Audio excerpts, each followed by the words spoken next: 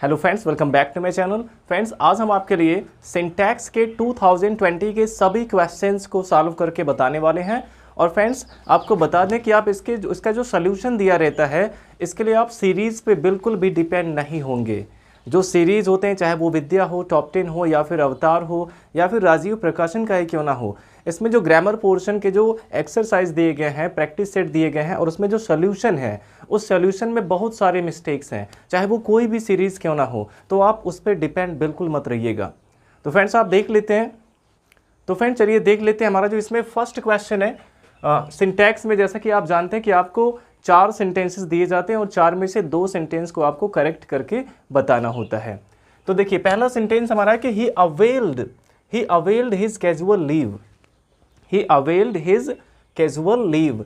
Casual leave का मतलब क्या होता है? अकस्मात जो छुट्टी होती है। और अवेल्ड का मतलब होता है फ़ायदा उठाना। उसने अपनी छुट्टी का फ़ायदा उठाया। तो अवेल का मतलब होता है लाभ उठाना या फ़ायदा उठाना। लेकिन फ्रेंड्स, अवेल का यूज सेंटेंस में कैसे किया जाता है, ये आपको पता होना चाहिए। देखिए, अवेल का यूज सेंटेंस में कैसे करते हैं, यहाँ पे होना चाहिए था कि ही अवेल्ड। फ्रेंड्स, जब भी अवेल का यूज होता है तो अवेल के तुरंत बाद एक रिफ्लेक्सिव प्रोनाउन आना चाहिए। रिफ्लेक्सिव प्रोनाउन आना चाहिए। यहाँ पे हिज दिया गया है, यहाँ पे हिज नहीं होना चाहिए बल्कि हिमसेल्फ होना चाहिए। सब्जेक्ट के अकॉर्डिंग यहाँ पे रिफ्लेक्सिव प्रोनाउन आना चाहिए। अगर सब्जेक्ट ही है तो हिमसेल्फ, शी है तो हर सेल्फ, दे है तो देम सेल्फ, वी है तो आवर सेल्फ्स। तो अवेल के बाद हमेशा यहाँ पे एक रिफ्लेक्सिव प्रोनाउन आएगा। और इसके बाद आपको ऑफ का यूज़ करना होगा। यहाँ पे ऑफ का यूज़ करना होगा और उसके बाद आप लिख सकते हैं कैजुअल लीव। तो इस तरह से हम इस सेंटेंस को करेक्ट कर सकते हैं। ये हमारा क्वेश्चन दिया गया था, ही availed his casual leave.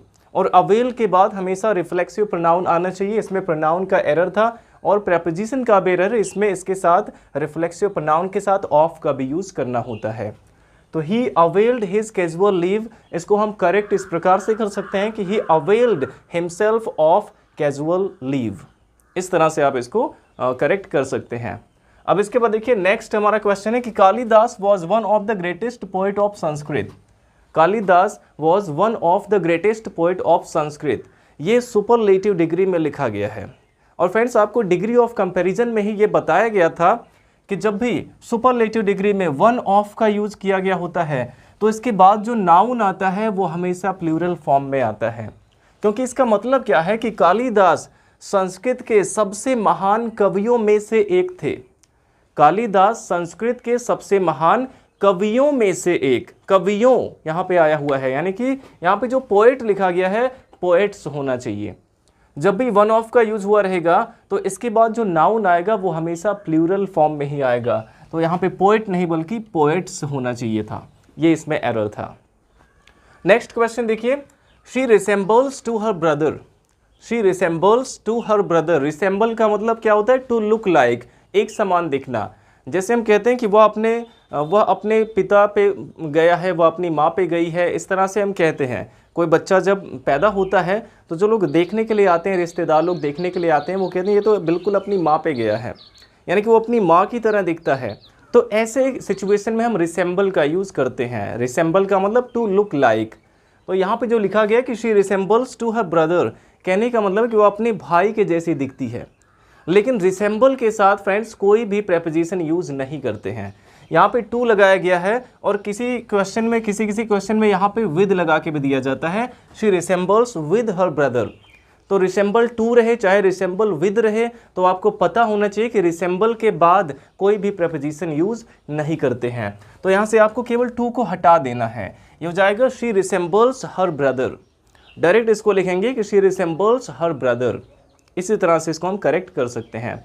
Next question हमारा है कि the school was closed since yesterday, यानी कि स्कूल कल से बंद है। स्कूल कल से बंद है या बंद था। यहाँ पे वॉज लिखा गया, वॉज का यूज़ किया गया है। कल से बंद था, तो कल से बंद था, ये तो बिल्कुल इनकरेक्ट सेंटेंस है। या तो हम कह सकते थे कि स्कूल कल बंद था। कल से अगर बंद है यानी कि आज भी बंद है, तब कहा जाएगा कि कल से बंद है, कल से बंद था नहीं कहेंगे। या तो कल ही अगर बंद था स्कूल तो कहेंगे स्कूल कल बंद था। तो इसके लिए क्या होना चाहिए था कि the school was closed yesterday, तो इसमें सेंस की कोई ज़रूरत ही नहीं थी।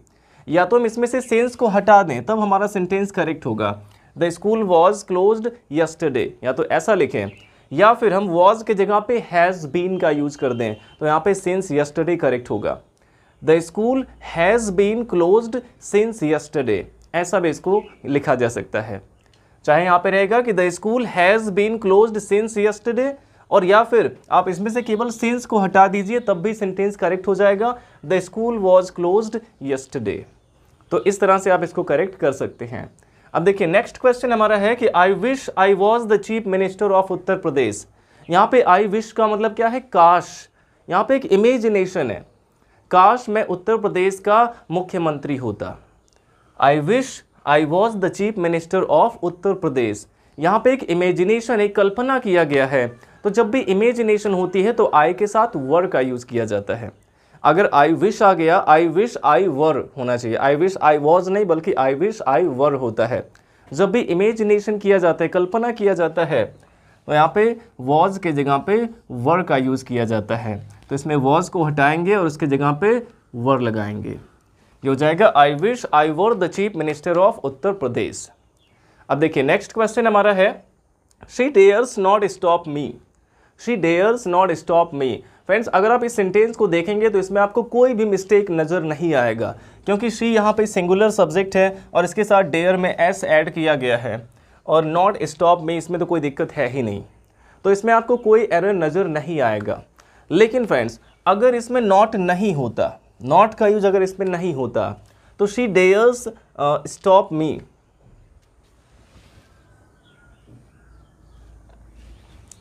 लेकिन फ्रेंड्स डेयर का use as a main verb भी किया जाता है और एज अ मॉडल वर्ब भी किया जाता है। डेयर एक मॉडल वर्ब के रूप में भी यूज किया जाता है और मेन वर्ब के भी रूप में यूज किया जाता है। मेन वर्ब क्या होता है, डेयर का मतलब हिम्मत करना, साहस करना।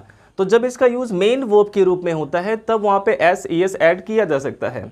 लेकिन जब डेयर के साथ नॉट भी आया होगा, अगर डेयर के बाद नॉट भी आया हुआ है तो इसमें एस ऐड नहीं होता है कभी भी।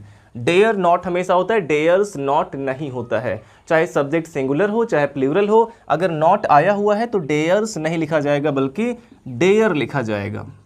यहाँ पे होना चाहिए she dare not stop me, तो यहाँ पे डेयर होना चाहिए। जब भी नॉट आएगा तो डेयर में एस ऐड नहीं किया जाता है। नेक्स्ट यहाँ पे क्वेश्चन हमारा है कि a number of sums has been solved. अब यहाँ पे देखिए सम का मतलब सवाल से है, जो मैथ के जो क्वेश्चंस होते हैं, सवाल होते हैं। A number of sums has been solved. A number of का मतलब क्या होता है, ढेर सारे। अ नंबर ऑफ का मतलब होता है ढेर सारे। A number of, a series of, a lot of, इन सभी का मतलब होता है ढेर सारे। तो अ नंबर ऑफ अगर आ गया तो वैसे वो प्लूरल हो गया, और यहाँ पे सम्स भी लिखा गया है तो ये सब्जेक्ट हमारा प्लूरल है, तो यहाँ पे हैज़ नहीं बल्कि हैव होना चाहिए। यहाँ पे हैव होना चाहिए था हैज़ के जगह पे। तो ये क्या हो जाएगा, a number of sums have been solved. अब देखिए नेक्स्ट क्वेश्चन है कि Deepu has been living in this house from 2018। Deepu 2018 से इस मकान में रह रहा है। तो इसमें देखिए हैज़ बीन आया हुआ है, और has been, have been, had been आने पर हम उसमें से के लिए सिंस या फॉर का यूज़ करते हैं, फ्रॉम का यूज़ नहीं करते हैं। यहाँ पे देखिए फ्रॉम का यूज़ किया गया है। और 2018 ये क्या है, ये पॉइंट ऑफ टाइम है, यानी कि एक फिक्स टाइम है, निश्चित समय है। तो इसके लिए हम क्या यूज़ करेंगे, सिंस का यूज़ करेंगे, क्योंकि एक सन दिया गया है तो यहाँ पे सिंस होना चाहिए। Deepu has been living in this house since 2018, ये इसमें होना चाहिए। अब देखिए नेक्स्ट क्वेश्चन है कि the gentry of this town is not invited. देखिए जैसे पीपल का मतलब लोग होता है, पीपल मीन्स लोग, तो पीपल सिंगुलर है या फिर प्लूरल है। पीपल का मतलब लोग, तो ये ऑलरेडी प्लूरल होता है तो इसका पीपल्स नहीं लिखा जाता है। ऐसे ही फ्रेंड्स यहाँ पे जेंट्री का मतलब होता है कि किसी भी क्षेत्र में जो सम्मानित लोग होते हैं, जो बड़े लोग होते हैं, उनको जेंट्री कहा जाता है।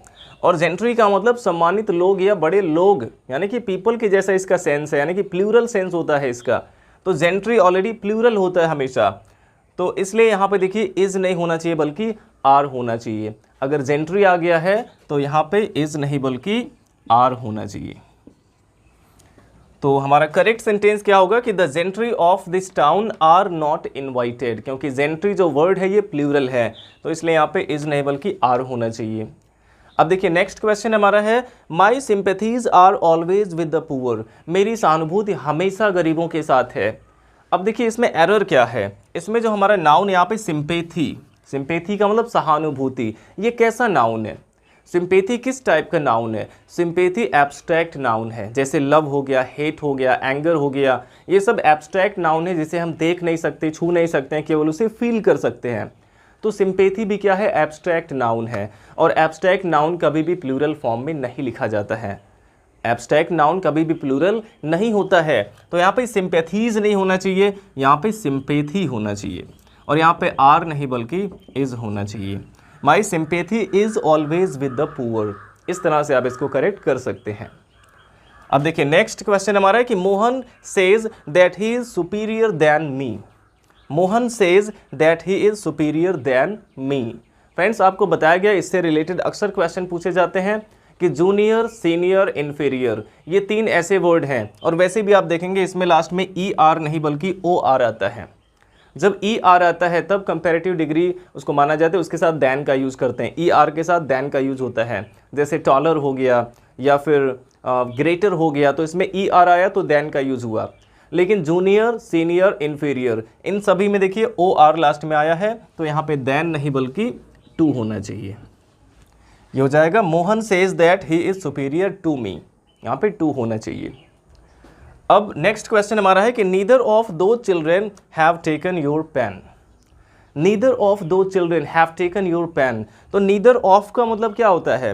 दो चिल्ड्रेन यानी दोनों में से ना तो इसने ना तो उसने तुम्हारी पेन चुराई है। तो नीदर ऑफ का मतलब दोनों में से किसी ने नहीं, दोनों में से किसी ने नहीं। जब किसी ने नहीं चुराया तो वो सिंगुलर हो गया। जब भी नीदर ऑफ, ईदर ऑफ या फिर ईदर ऑफ का मतलब क्या होता है कि या तो इसने या तो उसने, तो यानी कि दोनों में से किसी एक ने, तो ईदर ऑफ भी सिंगुलर होता है। ऐसे अगर नन ऑफ आ जाए, नन ऑफ का मतलब किसी ने नहीं, तो ये भी सिंगुलर ही है। तो either of, neither of, none of, ये सब अगर आएंगे तो सब्जेक्ट हमारा सिंगुलर होगा, इसके साथ सिंगुलर वर्ब आना चाहिए। और यहाँ पे देखिए हैव लगा हुआ है, हैव प्लूरल वर्ब है, तो जब भी नीदर ऑफ, ईदर ऑफ या नन ऑफ होगा तो यहाँ पे सिंगुलर वर्ब होना चाहिए, यानी कि यहाँ पे हैव नहीं बल्कि हैज़ होना चाहिए। तो आई होप फ्रेंड्स इतना आपको समझ में आ गया होगा बिल्कुल अच्छे से। अब इसके बाद हम इसमें कुछ और भी क्वेश्चंस देख लेते हैं। अब देखिए फ्रेंड्स हमारा नेक्स्ट क्वेश्चन है कि cattles are grazing in the field. Cattle का मतलब क्या होता है? पशुओं का झुंड कह सकते हैं। कैटल का मतलब पशुओं का झुंड होता है। तो फ्रेंड्स हमारा नेक्स्ट क्वेश्चन है कि cattles are grazing in the field, cattles are grazing in the field. अब इस सेंटेंस में देखिए इसमें कौन सा एरर है, इसमें क्या गलती है? कैटल्स यहाँ पे प्लूरल लिखा गया है, इसके साथ आर का यूज़ किया गया है। ग्रेजिंग इन द फील्ड, इसमें कोई भी प्रॉब्लम नहीं है क्योंकि प्रेजेंट कंटिन्यूअस का है, तो आर के साथ आईएनजी फॉर्म आएगा। और इन द फील्ड इसमें कोई एरर है नहीं। और कैटल्स प्लूरल है, यहाँ पे आर लगाया गया है, तो आर भी यहाँ पे गलत नहीं है। तो इसमें मिस्टेक क्या है? मिस्टेक ये है फ्रेंड्स कि इसमें जो कैटल है, कैटल अपने आप में प्लूरल होता है। कैटल का मतलब ही होता है पशुओं का झुंड कह सकते हैं। तो कैटल अपने आप में प्लूरल होता है, उसको प्लूरल बनाने के लिए एस ऐड करने की ज़रूरत नहीं होती है। तो कैटल का कभी भी कैटल्स नहीं होता है। तो आप क्या करेंगे, इसमें से आपको केवल एस को हटा देना है। यहाँ पे कैटल्स नहीं बल्कि कैटल होना चाहिए था। Cattle are grazing in the field, इस तरह से होना चाहिए था। इसमें कैटल्स जो लिखा गया इसमें एस नहीं रहेगा। नेक्स्ट क्वेश्चन हमारा है कि either of the roads lead to station, either of the roads lead to station. देखिए either of, neither of, none of, ये अभी आपको बताया गया है। इसके साथ जो नाउन आएगा वो हमेशा प्लूरल ही रहेगा। Either of, neither of, none of, इनके बाद जो नाउन लिखा जाता है वो प्लूरल ही रहता है। जैसे यहाँ पे देखिए ईदर ऑफ के बाद क्या लिखा गया है? द रोड्स लिखा गया है। रोड्स, रोड में एस यहाँ पे ऐड किया गया है, यानी कि ईदर ऑफ के बाद प्लूरल नाउन लिखा गया है। तो यहाँ पे तो कोई दिक्कत नहीं है क्योंकि either of, neither of, none of, इनके साथ जो नाउन आता है वो हमेशा प्लूरल ही रहता है। लेकिन ये होता है एक सिंगुलर सब्जेक्ट, लेकिन ये होता है singular. Either of the roads का मतलब है कि ना तो या तो ये रोड या तो वो रोड, दोनों में से कोई एक road. Either of the roads, ये यहाँ पे रोड्स भले ही प्लूरल है, हमेशा प्लूरल नाउन ही आएगा, लेकिन ये सब्जेक्ट हमारा सिंगुलर होता है। और जब ये सिंगुलर सब्जेक्ट है तो यहाँ पे वर्ब भी सिंगुलर होना चाहिए। इसमें लीड आया हुआ है तो यहाँ पे क्या होना चाहिए था, लीड्स होना चाहिए था। इसमें लीड में एस ऐड करेंगे। तो either of, neither of, none of के बाद वाला जो नाउन होगा वो हमेशा प्लूरल होगा, लेकिन इसके साथ वर्ब जो आएगा वो हमेशा सिंगुलर आएगा, क्योंकि ये सब्जेक्ट सिंगुलर होता है। अब नेक्स्ट देखिए क्वेश्चन हमारा कि शरद इज इंफीरियर देन राहुल। अब यहाँ पे देखिए इंफीरियर में ओ आर यहाँ पे आया हुआ है, इंफीरियर। अभी आपको बताया गया कि जूनियर, सीनियर, इंफीरियर इन सभी के साथ क्या आना चाहिए, टू आना चाहिए, देन नहीं आना चाहिए। तो यहाँ से आपको देन हटाना है और उसकी जगह पे टू लगाना है। अब इसके बाद नेक्स्ट क्वेश्चन हमारा है कि I have received your letter yesterday. I have received your letter yesterday, मुझे तुम्हारा पत्र कल मिला है। तो अगर सेंस को देखें, इसका मतलब हिंदी मतलब देखें तो इसमें कोई भी गलती नज़र नहीं आ रही है। मैंने तुम्हारा पत्र कल रिसीव किया है।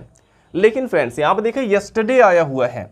यस्टरडे का मतलब क्या होता है, बीता हुआ कल, ये पास्ट को इंडिकेट करता है।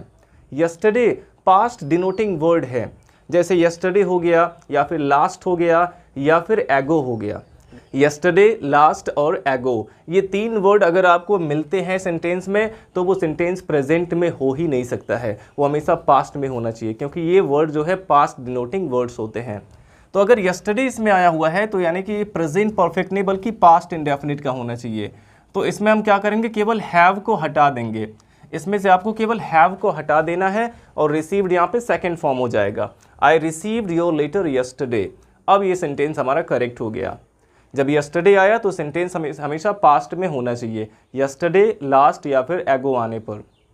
अब नेक्स्ट क्वेश्चन हमारा है कि I prefer milk than tea. अब इस टाइप के क्वेश्चन भी अक्सर एग्जाम में पूछे जाते हैं जब प्रीफर आता है या फिर प्रीफरेबल आ जाए। प्रीफर का मतलब क्या होता है, अधिक पसंद करना, कोई चीज़ अधिक पसंद करना। तो प्रीफर या प्रीफरेबल जब आता है तो इसके साथ हमेशा प्रेपोजिशन टू का यूज़ किया जाता है। प्रीफर या प्रीफरेबल के साथ हमेशा टू का यूज़ किया जाता है और यहाँ पे देन का यूज़ किया गया है। तो इसमें से देन को हटाएंगे और इसके जगह पे टू लगाएंगे। तो ये हो जाएगा I prefer milk to tea. और फ्रेंड्स आप इसको लिखेंगे कैसे एग्जाम में, जब आप इसका आंसर लिखेंगे तो आपको पूरा का पूरा सेंटेंस ही करेक्ट करके लिखना होगा और जिस वर्ड को आप चेंज करेंगे, जहाँ पे आप सुधार करेंगे, उस वर्ड को हो सके तो आप ब्लैक पेन से लिखिएगा और बाकी सब ब्लू पेन से, तो उसमें क्लियर रहेगा कि यहाँ पे सुधार किया गया है। तो इस तरह से आप इसका आंसर लिखेंगे एग्जाम में। अब देखिए नेक्स्ट है कि physics are an interesting subject. Physics are an interesting subject. अब फिजिक्स क्या कोई दो चार सब्जेक्ट है, फिजिक्स तो एक ही सब्जेक्ट है। फिजिक्स यानी भौतिक विज्ञान जो कि एक ही सब्जेक्ट है। वो तो फिजिक्स के उसके स्पेलिंग में यहाँ पे एस आता है। फिजिक्स प्लूरल नहीं है, ये सिंगुलर वर्ड है। जैसे फिजिक्स हो गया, सिविक्स हो गया या फिर न्यूज़ हो गया, तो इनके स्पेलिंग में ही लास्ट में एस होता है, लेकिन ये प्लूरल नहीं होते हैं। तो फिजिक्स आर नहीं बल्कि फिजिक्स इज होना चाहिए था। तो यहाँ पे आर को हटाना है और इसके जगह पे इज लगाना है। अब देखिए नेक्स्ट क्वेश्चन हमारा, he is an European by birth. He is an European by birth. यहाँ पे देखिए यूरोपियन ई से स्टार्ट है, इसके पहले एन लगाया गया है। तो अगर आपने ये रूल पढ़ा होगा कि जब भी इसके बाद वाला word A E I O U से स्टार्ट होता है, वॉवेल से स्टार्ट होता है, तो उसके पहले एन का यूज़ करते हैं। अगर आप इस रूल पे डिपेंड रहेंगे तो आपको इसमें कोई भी गलती नज़र नहीं आएगा। लेकिन फ्रेंड्स इसमें आपको इंग्लिश के वॉवेल्स नहीं देखने हैं, इसको आपको प्रोनाउंस करके देखना है। इसके बाद जो वर्ड आया हुआ है इसको आपको बोल के देखना होगा। अगर इसका जो उच्चारण है, जो प्रोनाउंसिएशन है, वो अगर हिंदी के स्वर से स्टार्ट होता है तो वहाँ पे एन आना चाहिए, और अगर व्यंजन से स्टार्ट होता है तो ए आना चाहिए। तो जब आप इसको बोलेंगे तो इसको क्या बोलेंगे, यूरोपियन। यूरोपियन इसको कहा जाएगा यूरोपियन, यानी कि या से स्टार्ट है, ये या से स्टार्ट है और या कोई भी स्वर नहीं है, तो यहाँ पे एन नहीं बल्कि ए होना चाहिए। जैसे यूरोपियन हो गया, यूनिवर्सिटी हो गया, तो इन सभी के साथ एन नहीं बल्कि ए आता है। तो यहाँ पे हो जाएगा he is a European by birth, वह जन्म से यूरोपियन है। आई होप ये समझ में आया होगा। अब नेक्स्ट क्वेश्चन हमारा है कि the Canberra is the capital of Australia. The Canberra is the capital of Australia. तो कैनबेरा यहाँ पे क्या है, ये एक प्लेस का नेम है, नेम ऑफ प्लेस है ये कैनबेरा। कैनबेरा क्या है, एक स्थान का नाम है, एक प्रॉपर नाउन है ये। कैनबेरा क्या है, प्रॉपर नाउन है, और प्रॉपर नाउन के पहले कोई भी आर्टिकल यूज नहीं करते हैं। तो यहाँ पे द कैनबेरा नहीं होना चाहिए, इसमें से आपको द को हटाना होगा। इसमें आप क्या करेंगे, केवल द को हटा देंगे, ये हो जाएगा Canberra is the capital of Australia. तो यहाँ पे द को हटा देंगे। नेक्स्ट हमारा क्वेश्चन है कि the wounded were taken to the hospital. The wounded were taken to the hospital, यानी कि घायल लोगों को अस्पताल ले जाया गया। The wounded were taken to the hospital. अब वुंडेड, द वुंडेड है तो ये प्लूरल ही होगा, किसी भी एडजेक्टिव के पहले द लगा के उसको नाउन जब बनाते हैं तो वो प्लूरल ही रहता है। तो द वुंडेड यहाँ पे प्लूरल ही है, क्योंकि वुंडेड इसमें क्या काम कर रहा है, एक एडजेक्टिव का। जैसे पुअर हो गया या रिच हो गया, ये सब क्या है, एडजेक्टिव है। लेकिन जब इसको एक नाउन की तरह यूज करते हैं, गरीब लोग या अमीर लोग, तो उसके पहले क्या लगाते हैं, द का यूज करते हैं। द पुअर या द रिच, इसमें द पुअर्स या फिर द रिचेज नहीं होता है। तो द पुअर या द रिच का मतलब ये प्लूरल हो गया। ऐसे ही वुंडेड एक एडजेक्टिव है, इसके पहले द लग गया तो ये प्लूरल नाउन हो गया, तो इसके साथ वर लगेगा, यहाँ पे कोई मिस्टेक नहीं है। The wounded were taken to the hospital. यहाँ पे देखिए हॉस्पिटल, हॉस्पिटल किस लिए होता है, इलाज के लिए होता है, और वुंडेड पर्सन को वहाँ पे किस लिए ले जाया गया, इलाज के लिए। तो ऐसे सिचुएशन में यहाँ पे हॉस्पिटल के पहले द का यूज़ नहीं किया जाएगा। अगर कोई बिल्डिंग किसी एक खास काम के लिए बनी है, जैसे स्कूल किस लिए होता है, पढ़ाई करने के लिए, और उसी काम के लिए कोई जाता है तो वहाँ पे उसके पहले द का यूज़ नहीं करते हैं। स्कूल के पहले भी द का यूज़ नहीं करेंगे अगर कोई वहाँ पे पढ़ने जा रहा है। उसी तरह से अस्पताल में अगर कोई इलाज के लिए जा रहा है तो वहाँ भी द हॉस्पिटल नहीं रहेगा, तो इसमें से द को हटा देंगे, सेंटेंस हमारा करेक्ट हो जाएगा।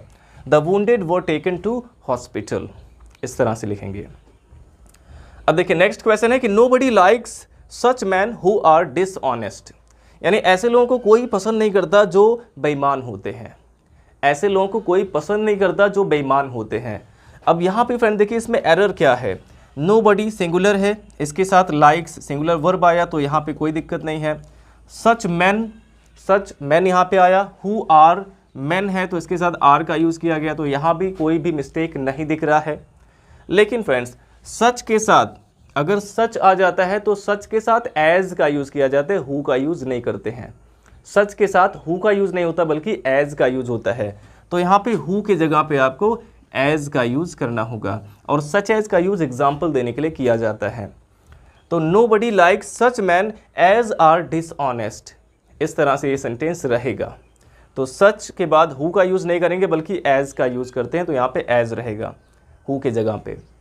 अब नेक्स्ट क्वेश्चन हमारा है कि whom do you wish to speak, यानी कि तुम किससे बात करना चाहते हो, whom do you wish to speak। अब अगर ये पूरा का पूरा सेंटेंस हम देख लें तो इसमें कोई भी एरर नज़र नहीं आएगा। whom यानी किससे, do you wish तुम चाहते हो, प्रेजेंट इंडेफिनिट है, you के साथ do का यूज हुआ और यहाँ पे वर्ब की फर्स्ट फॉर्म आए और यहाँ पे इन्फिनिटिव है टू स्पीक, तो इसमें भी कोई भी दिक्कत नहीं है, कोई एरर नहीं है। ये पूरा सेंटेंस हम देख लेंगे लेकिन इसमें हमें कोई भी प्रॉब्लम नहीं नज़र आएगा।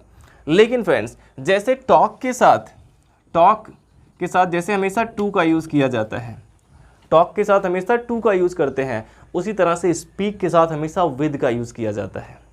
अब इसमें जितना लिखा गया है इसमें तो कोई एरर नहीं है, यहाँ पे हमें विद का यूज़ करना पड़ेगा लास्ट में। जैसे टॉक के साथ हमेशा टू का यूज होता है उसी तरह से स्पीक के साथ हमेशा विद का यूज होता है, तो ये हो जाएगा whom do you wish to speak with, ऐसे में इसको करेक्ट करेंगे। नेक्स्ट क्वेश्चन हमारा है और लास्ट क्वेश्चन है कि he entered into the room, वह कमरे में प्रवेश किया, तो he entered into the room। देखिए एंटर के साथ, एंटर का मतलब प्रवेश करना, और प्रवेश कोई कहाँ करेगा, अंदर करेगा, तो एंटर के साथ कभी इनटू का यूज़ या इन का यूज़ नहीं होता है। एंटर के साथ कोई भी प्रपोजिशन इन या इनटू का यूज़ नहीं करते हैं, तो यहाँ पे जो इंटर आया हुआ है इसके साथ इनटू नहीं रहेगा, इनटू को हटा देंगे, सेंटेंस हमारा करेक्ट हो जाएगा ही एंटर्ड द रूम। ये हो गया ही एंटर्ड द रूम। तो इस तरह से फ्रेंड्स आप इन सभी क्वेश्चंस को आसानी से करेक्ट कर सकते हैं। आई होप आपको ये सारे क्वेश्चंस अच्छे से समझ में आए होंगे, और इसके पीछे जो रीज़न है, इसके करेक्ट करने के पीछे जो रीज़न है कि ये यहाँ पे इनकरेक्ट क्यों है, ये गलत क्यों है, ये भी आपको अच्छे से समझ में आ गया होगा।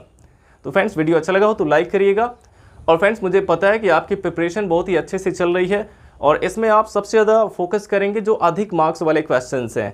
जैसे लेटर हो गया या फिर आर्टिकल हो गया। तो लेटर और आर्टिकल अगर आपको प्रिपेयर करना है, या फिर जो सेंट्रल आइडिया है फ्रेंड्स, लेटर आपको तैयार करना है तो आप सर्च करिए important letter by Nitin sir. तुरंत जितने भी इंपॉर्टेंट लेटर हैं ये सभी आपके सामने आ जाएंगे। आर्टिकल आपको देखना है तो important article by Nitin sir लिख के सर्च करिए, सभी इंपॉर्टेंट आर्टिकल आपको मिल जाएंगे। सेंट्रल आइडिया फ्रेंड्स, आप 3 लेसन का 3 पोएम का सेंट्रल आइडिया प्रिपेयर कर लीजिए, कोई भी 3 पोएम का जो आपको इजी लगे, जो आपको शॉर्ट लगता है, कोई भी 3 पोएम का सेंट्रल आइडिया तैयार कर लीजिए, आपको कोई भी प्रॉब्लम नहीं होगी इसमें। और इसके अलावा जो लॉन्ग क्वेश्चन है, इंपॉर्टेंट लॉन्ग क्वेश्चन जो है ये भी आपको बताया गया है, आप सर्च कर सकते हैं important long question of prose by Nitin sir, इस तरह से सर्च कर सकते हैं। आपको सारे वीडियोज़ मिल जाएंगे प्रिपरेशन के लिए, और ग्रामर के सारे वीडियोज़ हम आपको दिए ही हैं। तो फ्रेंड्स, आपको स्टडी मटेरियल सारे मिल जाएंगे हमारे चैनल पे, आप अच्छे से तैयारी करिए और अच्छे मार्क्स सिक्योर करिए। Thanks for watching.